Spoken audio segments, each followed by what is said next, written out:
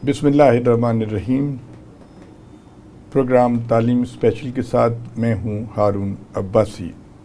ख़वातीन और हज़रात, जैसा कि आप जानते हैं, अल्लामा मोहम्मद इकबाल रहमतुल्लाह अलैह ने तसव्वुर पाकिस्तान पेश किया और इस तसव्वुर को अमली जामा पहनाया कायद आज़म मोहम्मद अली जिन्ना रहमतुल्लाह अलैह और उनके रुफ़क़ा ने। क़याम पाकिस्तान का बुनियादी मकसद ये था कि मुसलमान जो बर्रे सग़ीर पाक व हिंद में कसीर तादाद में रहते हैं, वो अंग्रेज़ों और हिंदुओं की माशी और सियासी पालादस्ती से निजात हासिल करें और एक ऐसे मुमलिकत का क़याम अमल में लाया जाए जहाँ पे लोग अपने अक़ाइद के मुताबिक, मुसलमान लोग अपने अक़ाइद के मुताबिक पुरसुकून ज़िंदगी बसर कर सकें।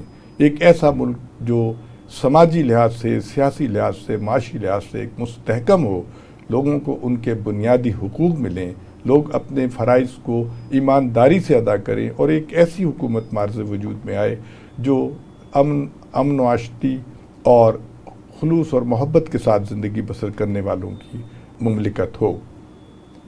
अफसोस इस बात का है कि 7 दहाइयाँ गुज़र गईं, ना हमने कायद आज़म मोहम्मद अली जिन्ना की खिदमात को सामने रखा, ना हमने अल्लामा इकबाल रहमतुल्लाह अलैह के उस आला तसव्वुर को बुनियाद बनाया। यही वजह है कि हम तकसीम दर तकसीम होते गए।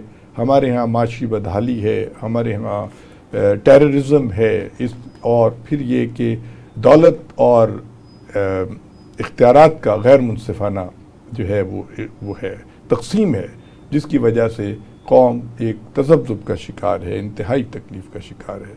बहरहाल अल्लामा इकबाल रहमतुल्लाह अलैह के हवाले से क्योंकि मैंने बात का आगाज़ किया था, इस तमहीद का मकसद ये है कि आज जिस शख्सियत ने हमारे प्रोग्राम को इज़्ज़त बख्शी है वो हैं प्रोफेसर डॉक्टर वहीदुज़्ज़मान तारिक साहब। आप इकबालियात पे अथॉरिटी हैं, बहुत आला पाई की किताबें, आपने रिसर्च किताबें, बुक्स लिखी हैं और अल्लामा इकबाल का वो कलाम जो एक आम आदमी की पहुँच से बालातर है, ख़ास तौर पर फ़ारसी का कलाम, उसको इन्होंने पेश नज़र रखा है।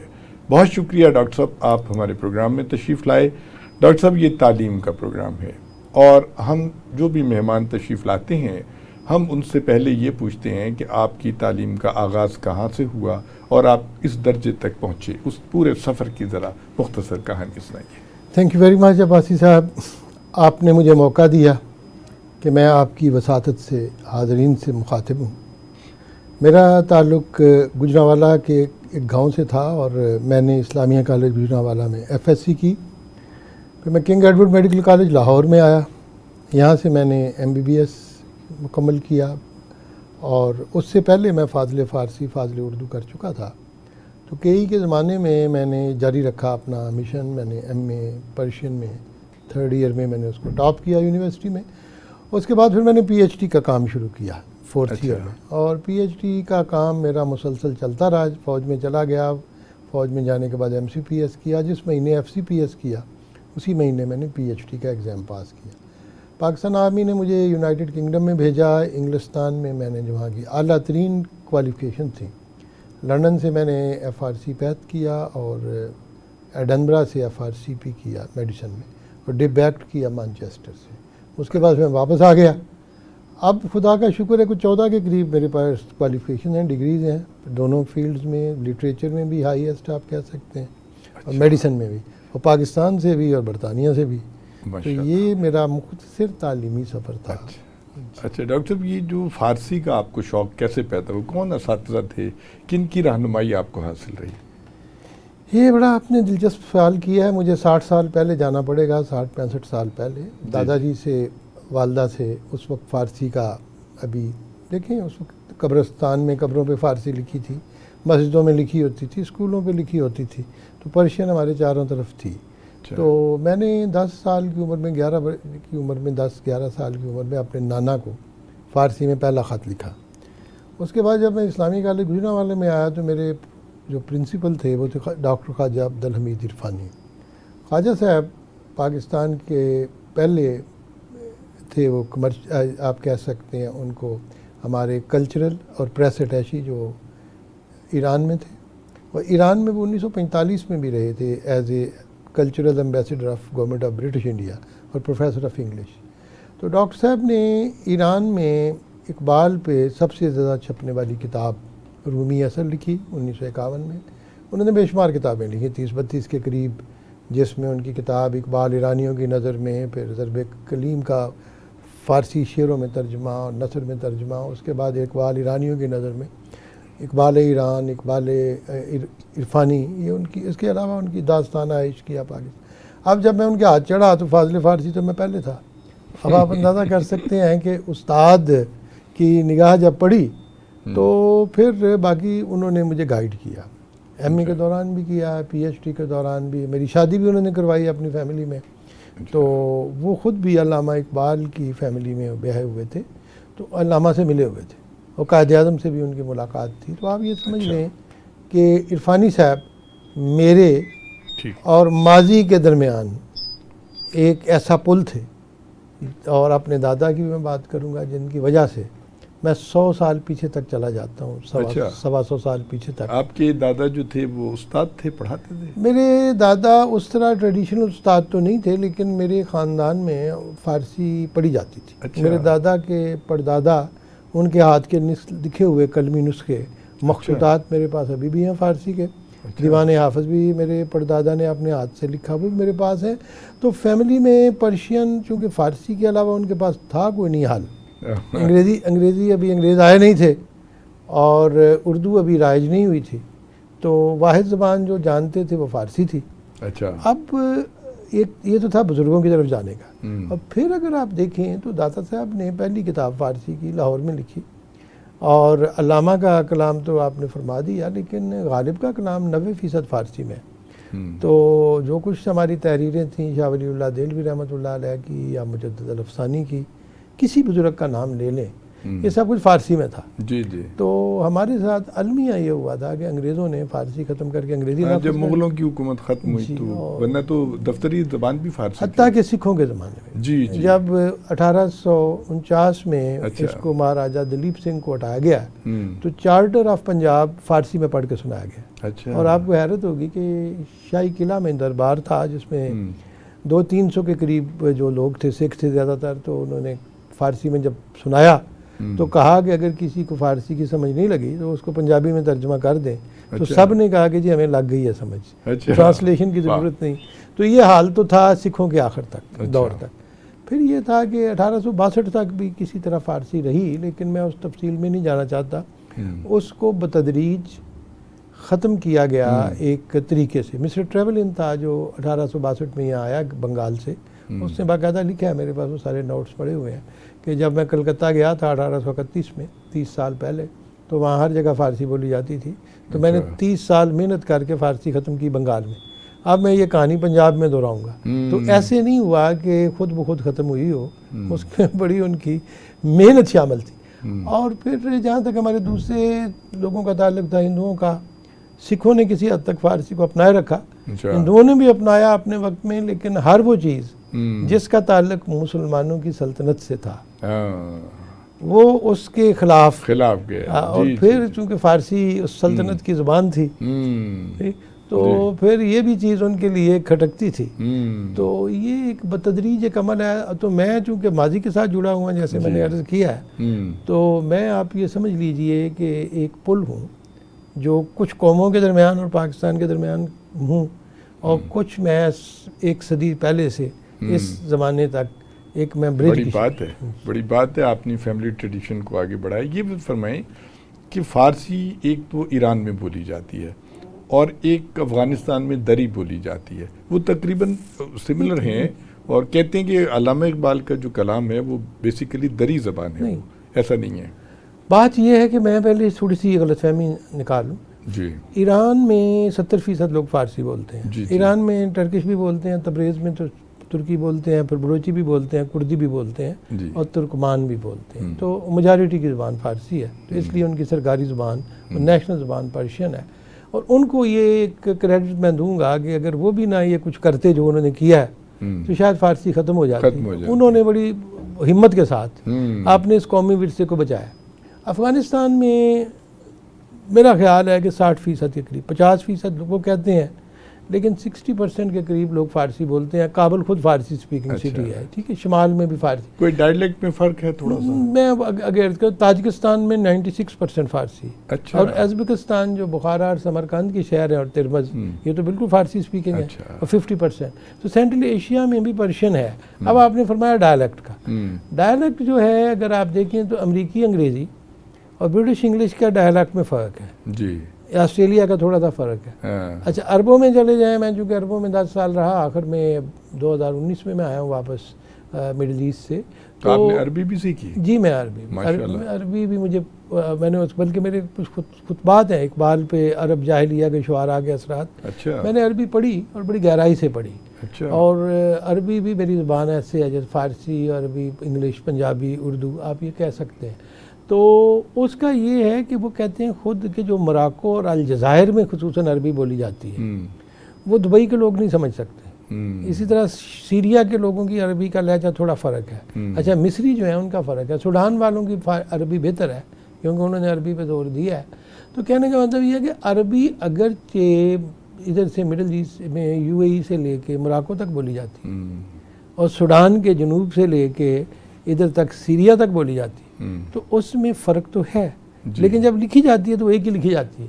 तो इस तरह फ़ारसी के बारे में अगर कहें हम लोग कि जी ये एक हो, तो जाहिर है हिंदुस्तान में जो फ़ारसी बोली जाती थी, किसी ने मुझे नाम उसका बोल लिया, 1770 में आया था इंडिया में, तो उसने कहा कि मुझे बड़ी खुशी हुई है, अब मुग़ल तो ख़त्म हो चुके थे आखिरी लेटर मुग़ल से, तो कहते हैं इंडिया में फ़ारसी बोली जाती है, लेकिन ईरानियों की तरह वो जनाना लहजे में नहीं बल्कि खड़ाक से मर्दाना लहजे में बात कर लोगों ने अपने अपने लहजे में तलावत शुरू कर दी। तो सैयद उमर फारूक रज़ी अल्लाह ताला ने हुक्म जारी किया था कि आइंदा कुरान पाक की तलावत मक्का के हाशिमियों के लहजे में की जाए। अच्छा। ये बड़ा अहम चीज़ थी। और अब जो हमारे कारी हैं जो वो हिजाज़ के और खुसूसन हाशिमियों के लहजे में वो कोशिश करते हैं कि उसको अपनाएं, वरना अगर कुरान को इजाज़त दे देते कि हर अरब जो है वो अपने तरीके से अपने लहजे में, जैसे हम लहजों की बात कर रहे थे, तो ये बाकायदा इस पर हुक्म जामा जारी हुआ।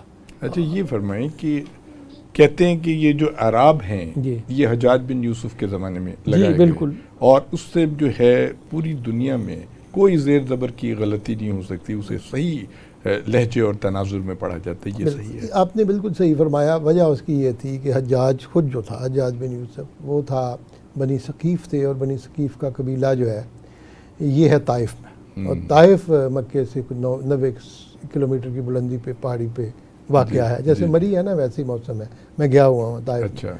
तो ये वहाँ के ख़ानदान था और इसको उन्होंने मुकर्रर किया था गवर्नर इराक़ का, और इराक़ में फ़ारसी बोली जाती थी। ठीक, ये जो इलाका था पर्शियन स्पीकिंग शिराज तक का।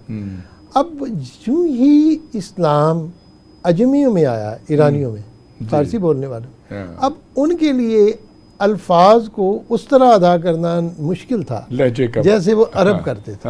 अब उनके लिए ये ज़रूरी करार दिया गया कि उनके लिए आराब लगा दिए गए। ठीक है, तो ये एक ज़रूरत थी जिस इलाके में उसकी हुकूमत थी।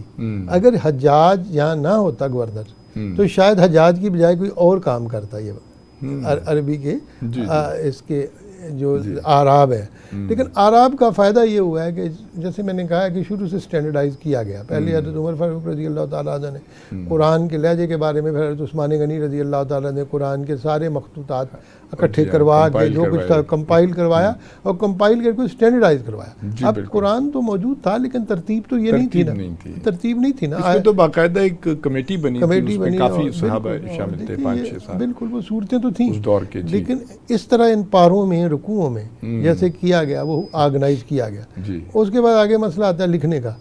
जब लिखने का आया तो कूफी ख़त में लिखा जाता था पहले वहाँ पे, तो यहाँ पे आए तो ख़त थोड़े मुख्तलिफ थे, और उन ख़तों में जब ये डाला गया तो अब आराब की ज़रूरत इसलिए पेश आई कि कोई एक लफ्ज़ भी ज़ेर ज़बर का फ़र्क पड़े तो अरबी के अल्फाज का मानी बदल जाते। अब ये नहीं चाहते थे उस वक्त के मुसलमान जो बुज़ुर्ग थे कि किसी वजह से ज़ेर ज़बर की वजह से इसके मफ़हूम में फ़र्क पड़ जाए, तो ये उन्होंने स्टैंडर्डाइज़ किया है और ये एक बड़ी एफर्ट थी उस वक्त की। अच्छा। डॉक्टर साहब, आपने इक़बालियात पे बहुत काम किया है। आपकी मजमूई तौर पे कितनी थीसिस हैं, किताबें, क्या चीज़ें हैं? मेरी तकरीबन ये जो आपके सामने नज़र भी आ रही हैं 20 के करीब मेरी किताबें हैं। कुछ अच्छा। यहाँ नज़र आ रही हैं, कुछ और हैं, कुछ इंग्लिश में है, कुछ फ़ारसी में है, कुछ उर्दू में है। और फ़ारसी में मेरा दीवान जो है वो ईरान से छपा है। और ईरानी जो है हमारे यहाँ से दोस्त हैं जो गालिब को भी शायर नहीं मानते, फ़ारसी का बड़ी मुश्किल से उनको मनवाया जाता है, बेदिल को बड़ी मुश्किल से माना है, इकबाल को मानते हैं। लेकिन मेरा जो दीवान है वो माशाल्लाह वो काफ़ी पॉपुलर हुआ है। यानी वो आपने दीवान खुद लिखा है? जी मेरा है। इकबाल की शान में लिखा है? नहीं, मेरे अपने वो जो है अपनी शायरी है। अच्छा, आपकी अपनी शायरी फारसी में? जी, फारसी शायरी मेरी जो है, मैं वाहिद इस वक्त मेरा ख्याल है कि साहिब दीवान फारसी शायर हूँ बर्रे सगीर का। अच्छा। तो हो सकता है कोई एक आध, मुझे नहीं पता उनका।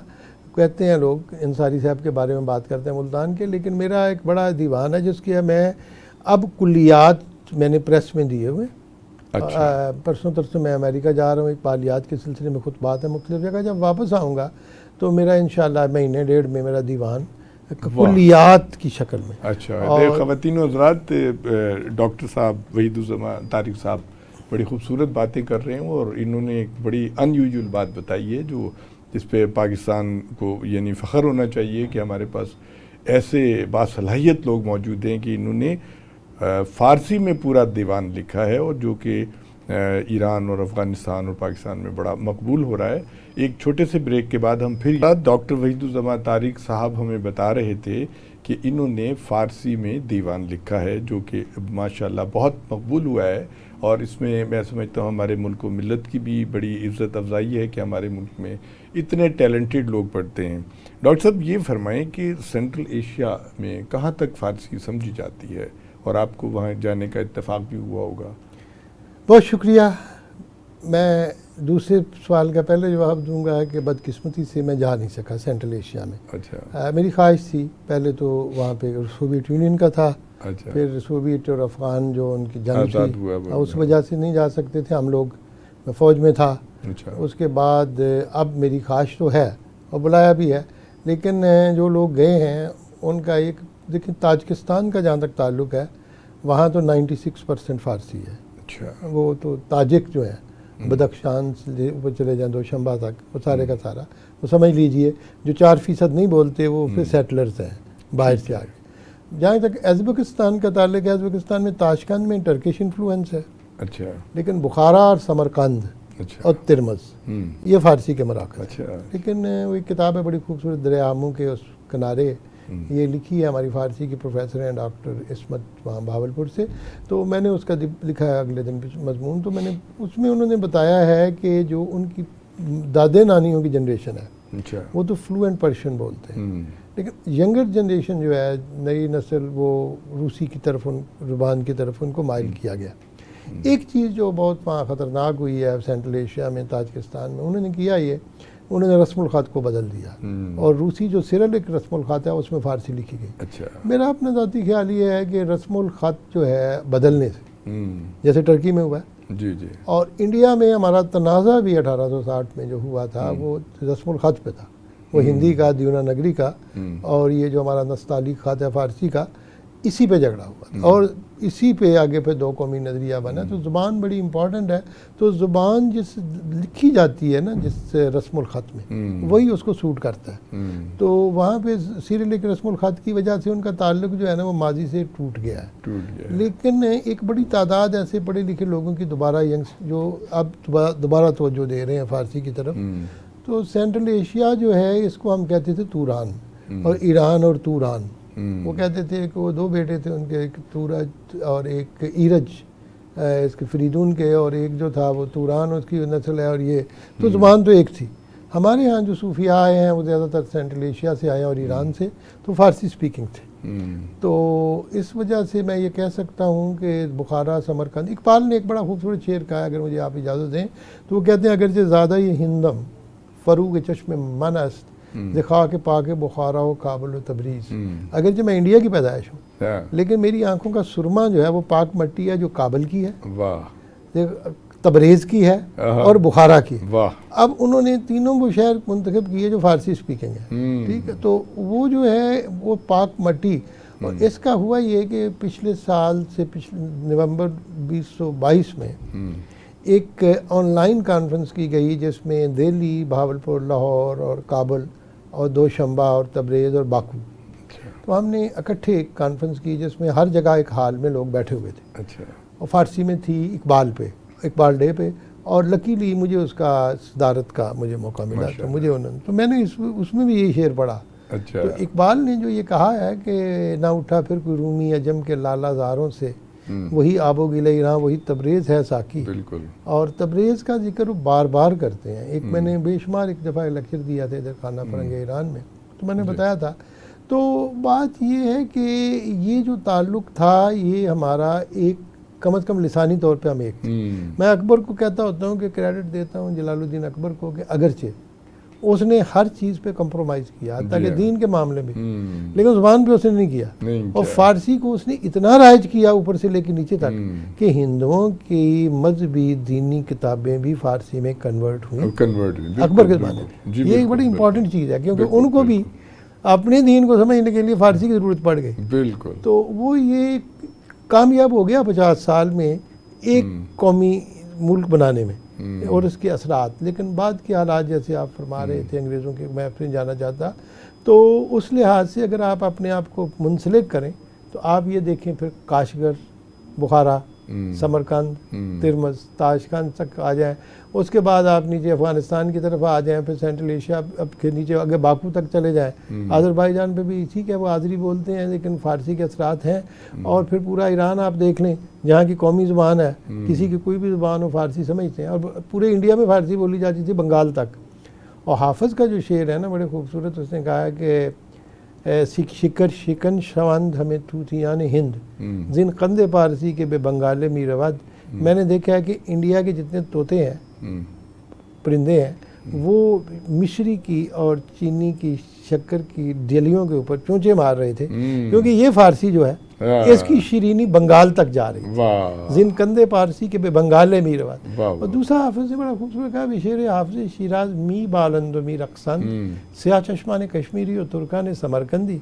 हाफिज़ शिराजी के शेर पढ़ पढ़ के खुश हो रहे हैं और नाच रहे हैं कश्मीर के काली आंखों वाले महबूब और समरकंद के। वाह। तो ये जिसे आप कहते हैं। अच्छा डॉक्टर साहब, ये पहले आज से 30-40 साल पहले मुझे याद है कि हर घर में शादी की गुलिस्तान और बोस्तान हमारे जो बुज़ुर्ग थे वो सभी पढ़ा करते थे। फिर रफ्ता रफ्ता अब ये है कि एक ऑप्शनल सब्जेक्ट के तौर पे नंबर के लिए रह गई है फ़ारसी, और बोलने वाले तो तकरीबन ख़त्म हो गए। शायद सुबह सरहद में कुछ लोग हैं कजरबाज फैमिलीज़ वगैरह के जिनके अभी भी फ़ारसी बोली जाती है, काफ़ी हद तक यहाँ पे ख़त्म हो गई है। आप सही फरमाते हैं। इस वक्त पाकिस्तान में 1.5 मिलियन लोगों की मादरी ज़ुबान फ़ारसी है जी। अभी भी। अच्छा, 1.5 मिलियन है। 1.5 मिलियन। अब इसमें कोयटा के हज़ाराजात, अच्छा, उसके बाद जैसे आपने फरमाया कि जलबाश पेशावर के, उसके अलावा आप वो चले जाएँ तो हुंजा के ऊपर फ़ारसी का बहुत गहरा असर है, क्योंकि वो ताजिकिस्तान के करीब है लिसानी तौर पे। तो अमूमन वो लोग बाइलिंगुअल हैं, वो अगर फ़ारसी नहीं भी बोलते, अब्रुश की ज़बान बोलते हैं, तो फ़ारसी समझते हैं और उसको इसी तरह हमारा चित्राल है, यहाँ भी कुछ ख्वार के साथ साथ फ़ारसी के ब्रांचेस मौजूद हैं। तो 1.5 मिलियन तो अभी वो हैं जिनकी मादरी ज़बान है, ठीक है। उसके अलावा हम लोग जो हैं पढ़े लिखे, हम फ़ारसी में फ्लुएंट हैं, फ़ारसी बोलते हैं, इनकी भी एक तादाद है। अच्छा। जब हम इंटरनेट पे या फेसबुक पे एक दूसरे से रब्ता कायम करते हैं तो पता चलता है कि अभी भी ये चीज़ है। लेकिन एक चीज़, मैं 50 बरस पहले जब लाहौर में बनाया जाता था खाना फरंगे ईरान में, अपने शेर पढ़ता था या फ़ारसी में तकरीर करता था, तो तकरीबन 90% समझ लेते थे फ़ारसी को वहाँ मौजूद, और 10% जिनको समझ नहीं लगती थी वो उनको भी थोड़ा बहुत बताते थे, पता चल जाता था। लेकिन अब अनफॉर्चुनेटली अब फ़ारसी के प्रोफेसर भी फ़ारसी नहीं बोल सकते। तो ये पिछले 50 साल में तो मैंने देखा। अब मैं एक सवाल आपसे करता हूँ अब्बासी साहब, आप ये फरमाएं कि अंग्रेज़ों ने इस हद चले भी गए, मैं अंग्रेज़ों के जाने के बाद ये पैदाइश हूँ, लेकिन फिर भी हमने फ़ारसी को बचा लिया। अब पाकिस्तान होते हुए क्या हुआ है, अब पाकिस्तान के अंदर जो ख़त्म हुई है ना, ये भी कोई एक बड़े हमारे लिए एक बड़ा पेनफुल प्रोसेस है। अच्छा, फ़ारसी जैसे आपने फरमाया ऑप्शनल, अब ऑप्शनल वाली बात भी नहीं रही। मेरी गज़लें पढ़ाई जाती हैं बीए के कोर्स में फ़ारसी में जी, बिल्कुल। तो मेरी गज़लें, और मेरे भी लोगों ने थीसिस लिखे हैं 2, एक पंजाब यूनिवर्सिटी में मेरे दीवान पे। लेकिन अब मसला ये है कि फ़ारसी आपको आहिस्ता आहिस्ता उनकी सीटें भी ख़त्म हो रही हैं, प्रोफेसर्स की जॉब्स भी ख़त्म हो रहे हैं। एक ज़माना था कि लोग इसलिए CSS में फ़ारसी रखते थे, उसमें नंबर ज़्यादा मिलते थे जी, इसी वजह से उर्दू की बच्चे निस्बत। लगते थे। जी, अब वो भी चीज़ जो है ना वो ख़त्म हो गई है। तो हुआ ये था कि जनरल ज़िया मरहूम के ज़माने में जनरल साहब को ख्याल पता नहीं क्या आया, उन्होंने फ़ारसी की बजाय अरबी को ले आए। अब एक हर कौम का एक मजाज है। मैं अरबी, जैसे मैंने अर्ज़ किया, मैंने पढ़ी भी है और जानता भी हूँ, समझता भी हूँ, लेकिन 800 साल या 1000 साल तक फ़ारसी यहाँ रही और अरबी यहाँ नाफिज नहीं हो सकी बर्रे सगीर में। जी, ठीक है, कभी भी सरकारी ज़बान नहीं था। दूसरी चीज़ ये थी कि हम लोगों ने जिन लोगों से इस्लाम सीखा वो फ़ारसी बोलते थे। इस वजह से हम अल्लाह को खुदा कहते थे, रसूल को पैगंबर कहते थे, मलाइका को फरिश्ते कहते थे, जहन्नम को दोज़ख कहते थे, और जन्नत को बहिश्त कहते थे। हत्ता कि हम लोग जो थे नमाज भी कहते थे, सलात को नहीं कहता था पढ़ा, और अजान को भी बांग कहते थे, और अजानों के जो नाम थे ना, पेशी, दीगर, शाम, ये भी फ़ारसी के थे, खुफ्तन, सहरगाही। तो इतनी ज़्यादा फ़ारसी हमारे इस्लाम में थी कि आज भी अगर आपको कहे ना मैं सलात पढ़ने जा रहा हूँ तो किसी को समझ नहीं लगेगी। अच्छा डॉक्टर साहब, ये फरमाएं, आपने इकबालियात पे बहुत काम किया है, क्योंकि हमारे यहाँ अक्सरियत जो है वो अल्लामा इकबाल के उर्दू कलाम से ही आशना है। तो जो फ़ारसी कलाम है उसमें क्या पैगाम है, ज़रा उसके हमारे नाज़रीन को बताइए। बहुत आपका शुक्रिया। पहली बात तो ये है कि इकबाल बजाते खुद जी फ़ारसी लिखने में उनको ज़्यादा अपने आप पे एतमाद था। अच्छा। और उसकी वजह ये थी, उन्होंने सबसे पहले जो किताब छापी अपनी, वो असरार खुदी फ़ारसी में थी जी, और दूसरी किताब जो छापी वो थी रमूज़ बेखुदी, वो भी फ़ारसी में, और तीसरी पे हमें मशरक, वो भी फ़ारसी जी। अब 1924 में जाके उन्होंने अपनी चौथी और उर्दू की पहली किताब बांगे दरा इकट्ठी की। अब उसकी दिवाचा जो है वो सर अब्दुल कादिर ने लिखा है। सर अब्दुल कादिर ये लिखते हैं कि मैं अल्लामा के साथ हमेशा मेरा ये झगड़ा होता था कि मैं उनको कहता था ये नज़म मुझे दें, अच्छा, मैंने छापनी है मखज़न में, हमाला मांगी, दूसरी मांगी, तो अल्लामा साहब देते नहीं थे। अच्छा, वो कहते थे ये नहीं है, मैं मुतमिन नहीं हूँ, इसको मैंने बड़ी इसमें तब्दीलियाँ करनी है, रहने दो। अच्छा, तो वो रिलक्टेंट रही। अच्छा, हुआ ये था कि एक शख्स थे जिनका नाम अब्दुल रज़ाक था, वो हैदराबाद दक्कन में थे। उसने क्या किया, अल्लामा का कलाम पकड़ा और उर्दू का छाप दिया।